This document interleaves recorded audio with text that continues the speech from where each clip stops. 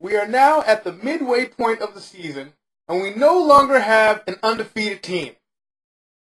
In week 6, the commissioner's team, my team, them pink ladies, lost due to Jason Campbell of the Raiders. Now, let me clarify something before I go on.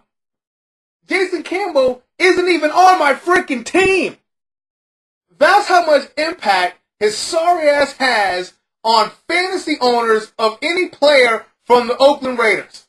Whenever Jason Campbell takes the snap at quarterback, the rest of the team suffers from a fantasy standpoint and in real freaking life. I got Lewis Murphy, who has been doing great under Bruce Gronkowski this whole season, and he sucks ass in week 6 because of Jason Campbell. So does Michael Bush, the backup to McFadden, who's been doing great when McFadden is hurt under Bruce Gronkowski. But under Jason Campbell, he freaking sucks. The Raiders are unproductive altogether as long as Jason Campbell takes the snaps. But I digress.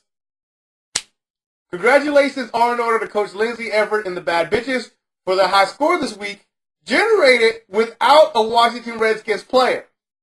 Now, granted, the Skins players that she had on the bench actually scored better than their respective starters.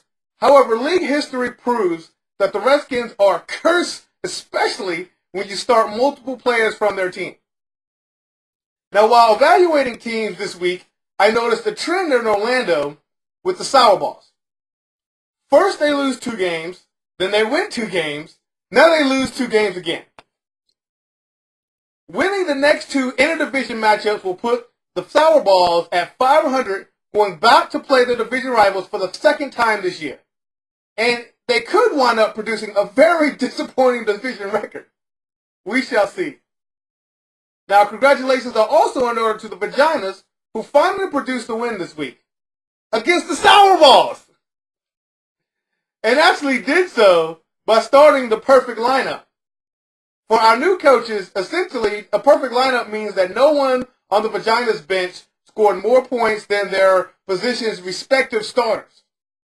Now, if that's what it takes for the Vaginas to win a game, last week will be their last win this season.